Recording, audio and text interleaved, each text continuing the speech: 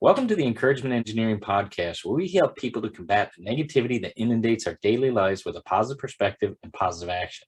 Today's guest is Dr. Toby Travis. Toby is a founder of Trust ED, a framework for school improvement focused on developing trusted leaders. The application of his research serves as a basis for the Trust ED School Leader 360 assessment, which schools worldwide utilize to inform school improvement initiatives. In addition, he is an executive consultant with the Global School Consulting Group, an adjunct professor for the International Graduate Program of Educators for the State University of New York College at Buffalo, and an experienced teacher and administrator. Toby is also an author of his new book, Trust ED, The Bridge to School Improvement, and Forbes has featured him 3 times in the last month. So please welcome to the show, Dr. Toby Travis. Toby, thank you for being here today. I really appreciate it. Oh, thank you, Bob. I appreciate the opportunity to talk to your listeners. Well, as we were talking before, you've got a hot topic here. And right now it's a little bit crazy. But if we can, let's tell the audience about you first. How did you get to where you are today? Because that's always interesting.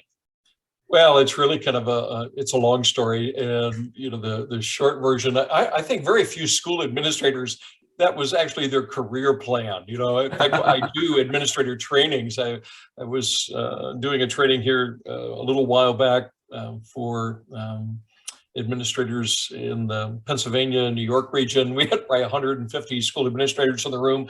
And I said, so how many of you, this was your career track plan when you entered college or graduate school?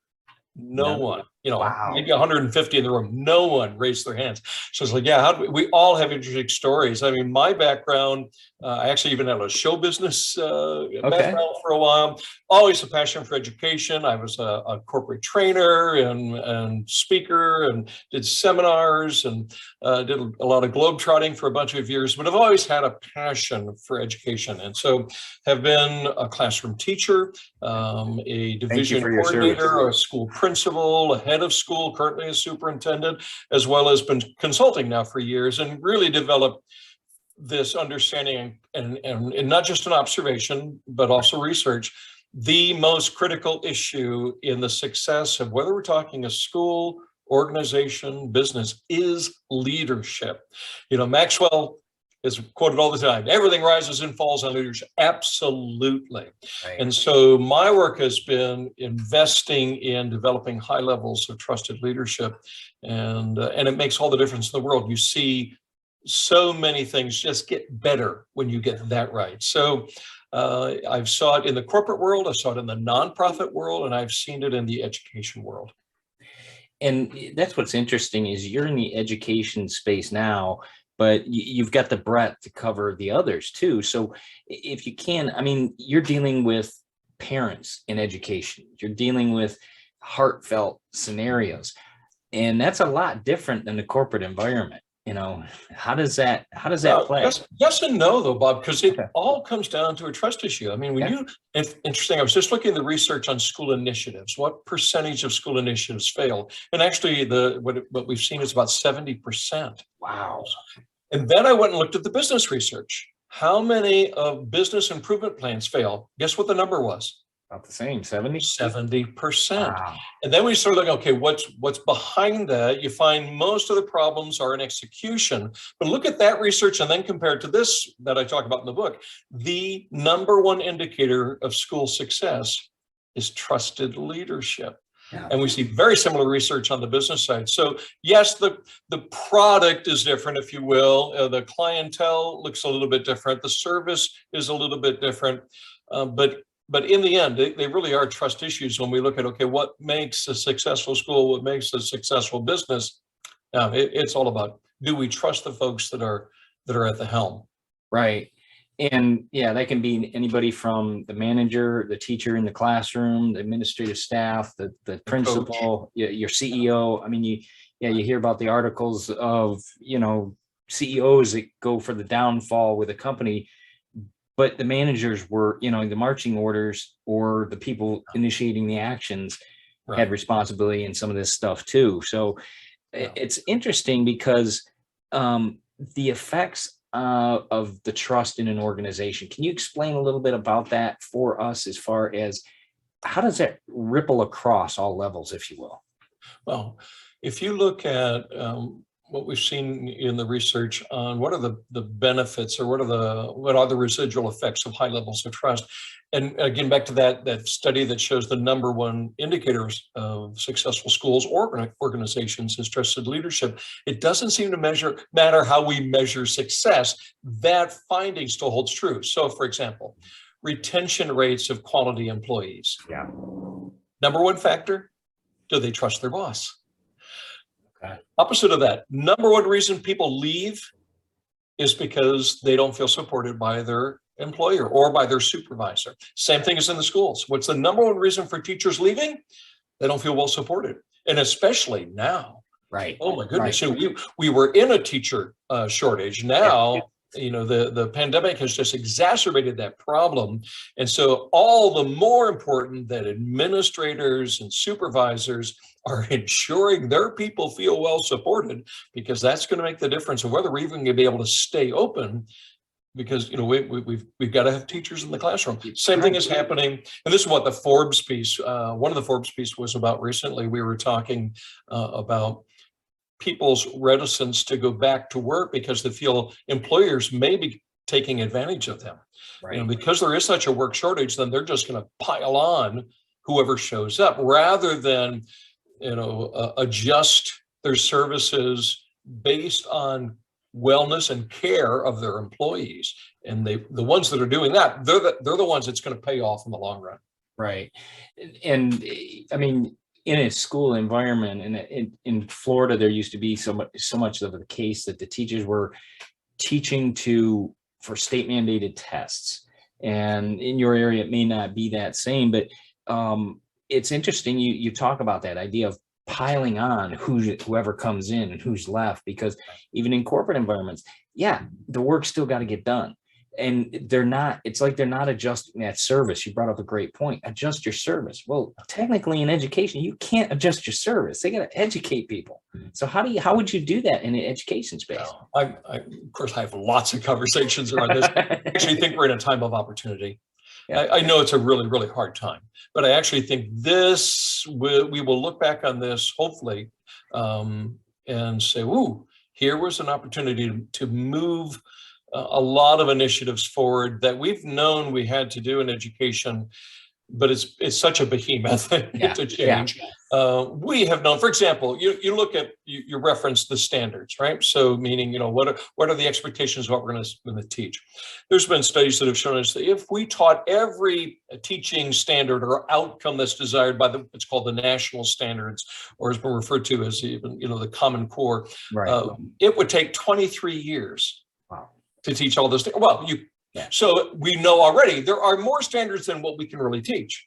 So what we really need to do is the hard work, and it does take time, of assessing what do the students on this campus, in this classroom, what are their needs, right, and their aspirations, and we whittle down these standards to meeting those unique. Teach to the students' future rather than on our past.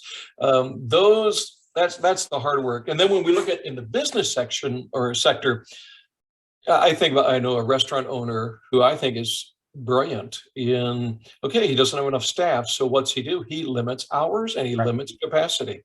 Yeah. And yes, is that a little frustrating for customers? Yes, it is, but he's placing that value on his employees, and what you hear from his employees is they love him. Yeah. They're going to stick through this. They're going to keep working because he's being considerate of them. And yes, is he taking a loss? Yeah, he's not. They're not seeing the kind of revenues they would normally see pre-pandemic, but he's maintaining the well-being of his staff, and that's got huge residuals. When folks are loyal, it's not always about the money. It's not always about the paycheck. No, I like working here. I want to come to work here, and that's the environment we want to create in schools. Is we want teachers happy, because what we found is when a teacher's happy, well-resourced, well-supported, student achievement levels go up. Yeah. There's a direct correlation. Yeah. So it's like, no, if teachers are happy, kids are happy. If kids are happy, parents are happy. Parents are happy, okay, then administrators can be happy. And you got to keep it in that order. And it's when we get things out of whack of that order that things go south. And again, I believe there's application in the business, corporate, even nonprofit worlds. It's just basic people management truths that it's all about keeping people in a good place and well supported where trust levels go high. And that's a great point, because you mentioned a couple things talking about that stuff. It's, the old quote about, people won't leave an organization, but they'll leave a manager. Yeah. And with that trust, it's definitely a plus having that, because they'll follow. I've seen people literally follow a person when they go to a different organization. Because they know they'll have their back. They know they can work, and they'll, like you said, they'll go through the weeds for this person. It's just, it's a great scenario when you can have that, and it takes a communication with that person and understanding. And is that what you show in your reviews as well, as that communication, possible communication gap, communication, growth? Oh, yeah, actually, in the school world, we've actually identified 21 key competencies and skill sets that school administrators must be engaged in, competent in order to build high levels of trust. And those are really team skills, because it's not just about a charismatic leader. It really is about how a leadership team operates. And there are very similar metrics in the business and nonprofit world as well. And so part of the work that I've been doing as a consultant and trainer and coach is we actually have tools now to assess those competencies. We can actually assess a trust level and then build personal and professional development plans, action planning for leaders and their teams and their organizations on how do we intentionally, and one of those elements is listening. So that's why I mentioned that, because a skill set that must be practiced and honed and developed is active and genuine listening. That is a real important indicator or tool, if you will, in developing high levels of trust. Is, do I know how to listen to my employees? Do I know how to, again, be empathetic and not jump the gun of trying to figure out what their needs are? Listen, start there. And often people just want to be heard. They don't even necessarily want, it's like in your marriage, right? And my wife doesn't always want me to fix the problem, but she does want me to always listen and understand. The same thing with those that we manage. In a society that's going 900 miles an hour, we really need to slow back down, and especially in, educational environments, it's the kids they're not at a level to fully communicate necessarily the breadth we have as adults, and we expect that level. It's like, no, wait a second, you got to slow it down, let them break it down and tell them in their, their level of skill. So, and even in corporate environments, slow down and listen. The person will tell you if you give them the chance. Mm-hmm. I hate this, get off of this. Oh, yeah. I talk about that in the book quite a lot. One of the practices that I've seen that has really helped work environments is where the company or the school will adjust their grievance policy to actually mandate that you may not submit a grievance via email or text. You can document your grievance, but if you have a grievance, you need to present it in person. And you don't solve issues or problems via email or text. That's not permitted. It must be solved face to face. And I have seen that protocol, again, increase levels of trust, but also increase just the humanity of the work environment. It's amazing what people will say and do, with their thumbs that would never come out of their lips if they're face to face with the individual. So those are the kind of, what are the kind of practices and changes that we end up recommending as we work with organizations and schools. It's those kind of practical steps. How do we make this work environment culture better? Those types of strategies really make a huge difference. And that's a big plus, because then you're being heard rather than somebody always looking at the device or whatever. It's such a nice it does make it more pleasant, no matter what the conversation, whether positive or negative. It just makes it that little bit easier to handle. I have a friend of mine that you may be aware of, Dave Horsager. He wrote a book called The Trust Edge a few years ago, went, I think, #1 on the Wall Street Journal. Okay. And Dave is brilliant and fantastic speaker, and he does training with Fortune 100 companies. But he has shared with me, some of these biggest clients that he's working with, they don't permit technology in the boardroom. Right. When they come into work, there is no technology other than a piece of paper and a pen and the brilliance that they're showing you on the table. And that makes an awful lot of sense, because I don't think we've realized how distracting those devices have become to clear thinking even. And yes. That idea of slowing down, as you mentioned. And yeah, we do need to, they have technology has its place, but there's a time for it, and appreciate that, because even in schools, you want to educate people about the technology uses like this. It can be a good thing. Now it's interesting too, because you mentioned about if trust is broken, and what can a leader do if that trust is broken to repair that broken trust? And sometimes we're the culprits. Sometimes we inherit it. I think of new school administrators that come into some sort of toxic situation where the predecessor either quit or was fired, and you kind of inherit a level of broken trust. And what we've learned is, I want to take the time to articulate all the steps, but there are 4 research-based steps that we talk about. The one that I think is the most significant for us to get our minds around is that it takes time and intentionality. It's not going to be repaired quickly. So trust is built over consistent behaviors over time. And so when I'm working or coaching someone, I'll say, okay, what promises can you make to your staff in the next week, or next 2 weeks, or the next month that you can absolutely deliver on in the next week, 2 weeks, or month? And let's articulate that. Let's make those promises and then carry through. And you build a repetition of make promises, keep them, make promises, keep them. And that's where trust is built. One study, actually 2 studies now have shown that just found a kind of a beginning level of trust between employer and employees takes 7 months. Wow. Okay. So you think about the new manager or principal that's been hired. And, I've got a buddy of mine who's kind of known as a turnaround principal, and he's phenomenal. But he will also tell you the critical element there is you got to get to know the people, and you got to get to know the lay of the land, and don't rush that.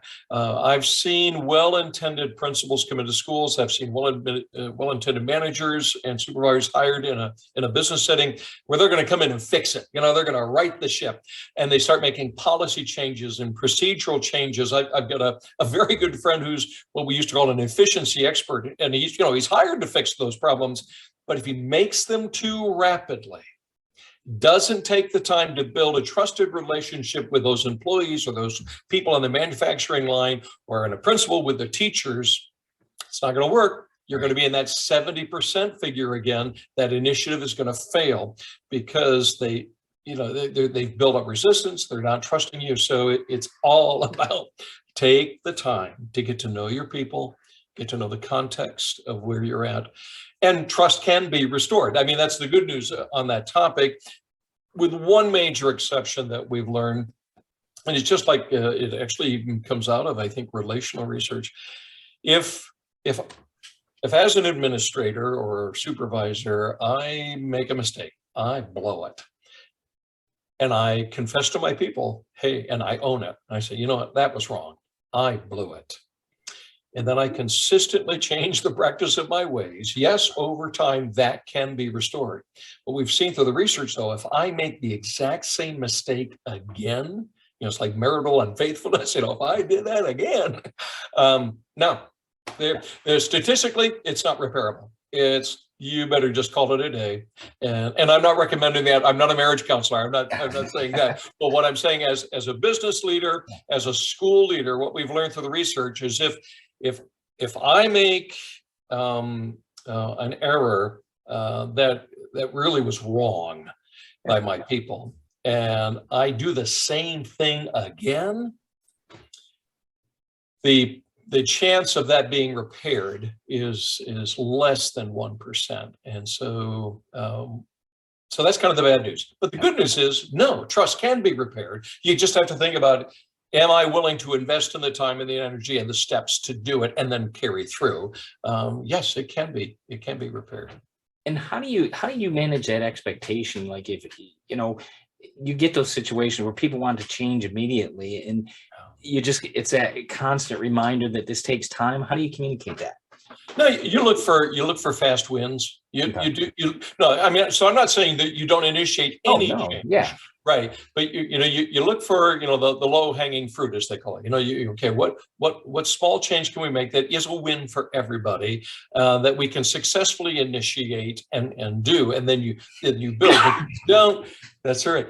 But you don't come in with some completely new and different plan right out of the chute. It's change management, right? Yeah. You've got to know how to bring people along, how make it kind of their idea. And actually it should be their idea as much as possible. I'm a big believer in distributing leadership to the closest level of where the work is happening. And again, whether that's here on a school campus, in the classrooms, you get teachers involved in any policy that's rolling out. You want them involved, owning it, processing feedback before it becomes the law of the land, as it were.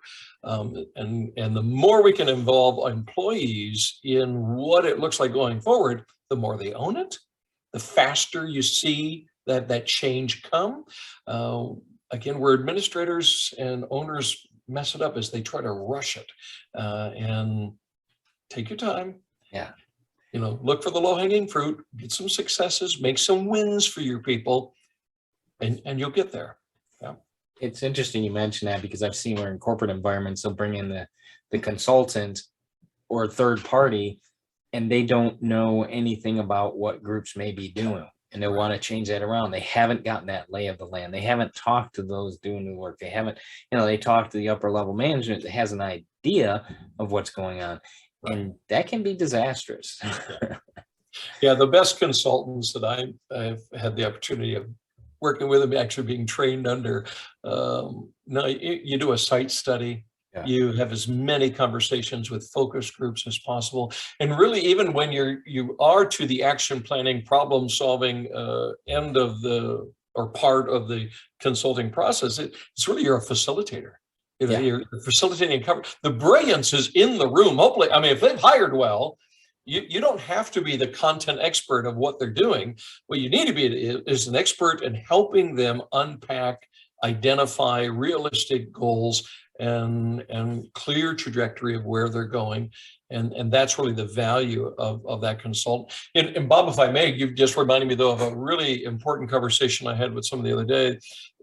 He was identifying a classic mistake that businesses and schools make is we hire administrators and then don't support them. Right.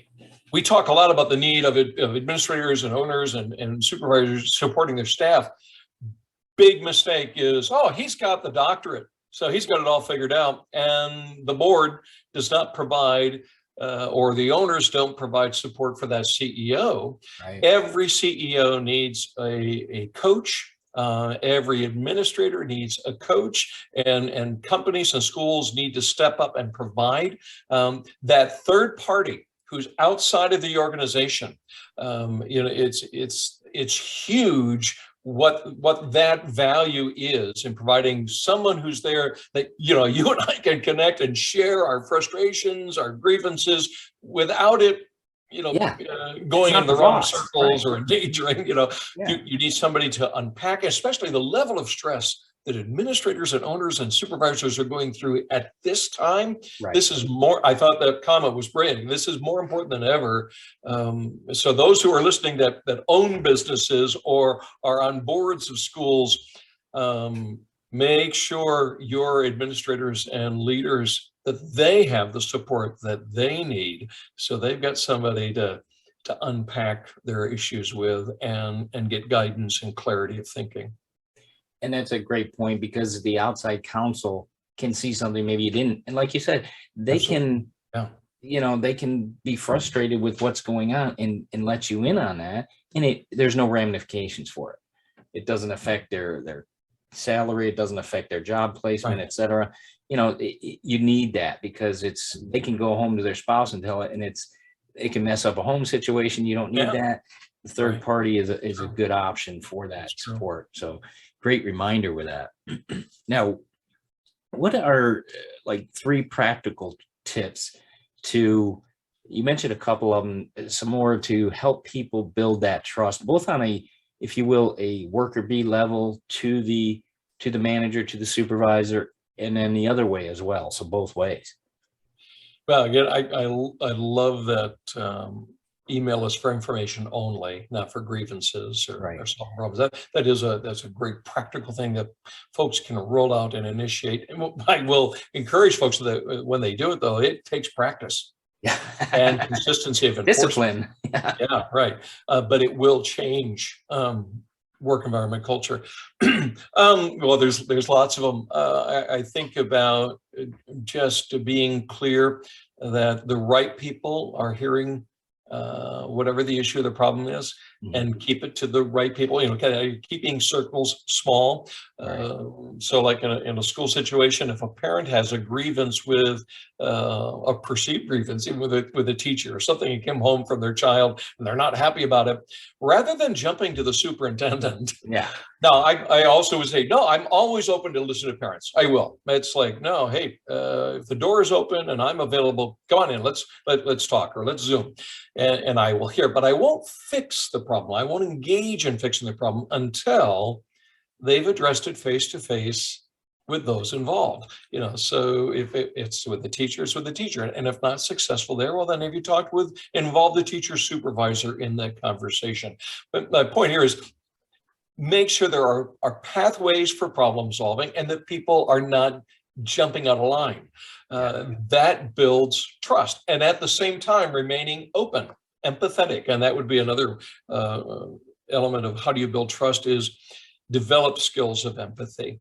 And it doesn't mean you're necessarily even agreeing with people, but being understanding. I frequently, if I could turn the camera, you'd see I've got a nice seating area over here, a little fireplace there. It's a comfy zone to sit and talk.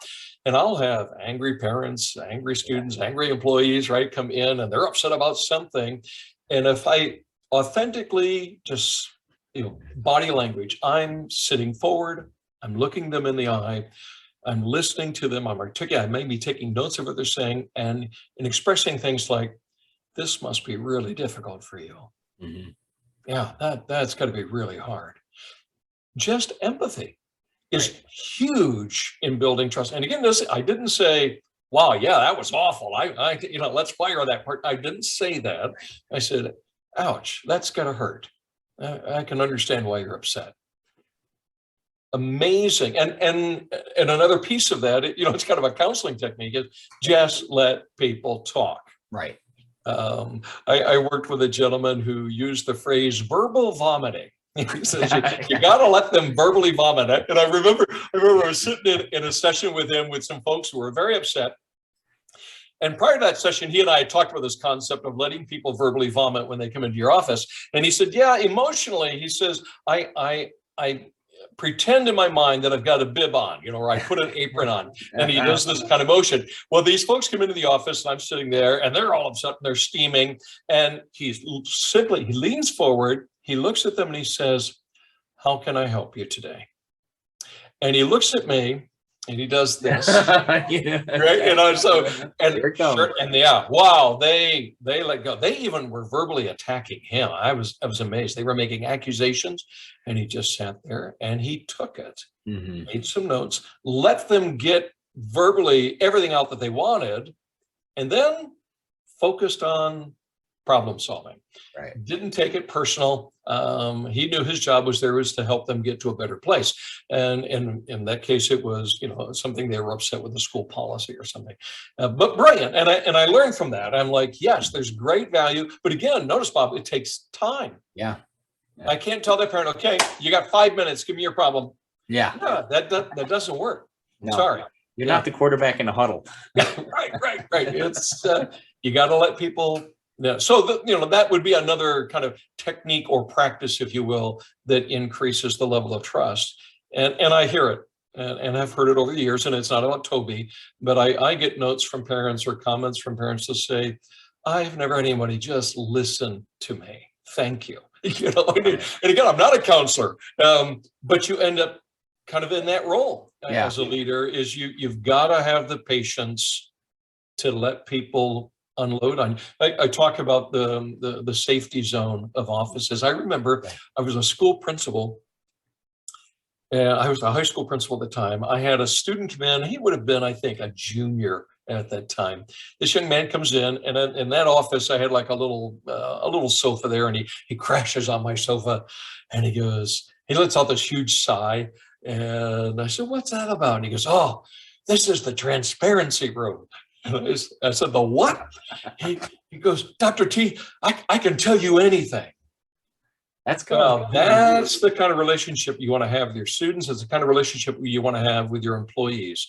Right. And, I want, in my current role, I want principals to be able to come in here and tell me anything and feel, no, they're safe in doing that. That's the kind of relationship leaders need to have with their direct reports. But that takes, there are intentional skill sets to be developed in creating that sort of environment.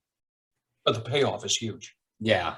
And it definitely sounds like, just with that, like you said, that student, that's a great example of that. And you want to have that with whether it's your staff, and know that they're there to help you. They're there to remove obstacles, and they're there to listen, and they're there to help get you to where you want to go too, because we all have a path. Right. So great. Wow. Great reminders for people, and that focus on that leadership value. Now, where can people find out more about you, your website, and more about your book as well? Well, trustedconsulting.org. So trustedconsulting.org is where you'll find me, and articles and links and videos and all of that. The book, it's actually Trusted is how we're pronouncing it. Trusted. The Bridge to School Improvement is on Amazon, and so it's very easy to just go on Amazon. You can type in my name, Toby Travis, or the book Trusted, The Bridge to School Improvement, and you'll find it there. Currently in Kindle and in print. And actually, we've got the Spanish version is just about ready to be released, and we've got a couple other languages. The work that's been made available to me over the years, I've been blessed, is international, and so we also have work that we've done with schools in Vietnam and Brazil, and all over Latin America, Colombia, Ecuador, and Europe. And so we're pleased to see the book is currently being translated in a number of languages, but currently available English only in print or ebook on Amazon. And then as far as coaching, consulting, assessment, again, one of the big things that we do for schools and a growing number of companies is the Trusted Leader Assessment. This is a research-based and validated assessment, and it provides really fascinating data on 6 components of trust in leadership. And then from that data, we're able to craft, again, personal and professional improvement plans, even school-wide plans. Been able to help some HR departments create profiles when they're looking to fill a spot. So they assess their team. They say, okay, we've got these elements, these components of trust and leadership are really in place. But because it takes a team and not everyone has the same skill sets, we can actually create a profile of, but this is the type of person, these are the skill sets that we need to fill out that team. And so do that work as well. But they can reach out to me on Trusted Consulting. You can also go for school leaders. You can go to Global School Consulting Group, and it's globalconsultants.org if you're a school. And there you'll find about, I think Global now has over 20 really world-class consultants. It's an honor to be a part of that organization and connect with those men and women. They're really phenomenal people. Wow. And that's a lot of information. So if you get a chance, check out Dr. Toby Travis on those links on his, his book is out. Check that out. Make sure you get a copy of that. It's some great information. Again, Dr. Toby, I just, it's a pleasure. It's interesting to hear all this. It's refreshing that you've got a handle on this to help people get through these scenarios that they could be having. And that, that statistics, 70%, that's a big market, but thank you for making that a better place to improve. And, I look forward to hearing more about what you do. So thank you so much for this. My pleasure. Thank you, Bob. All right. You have a good one.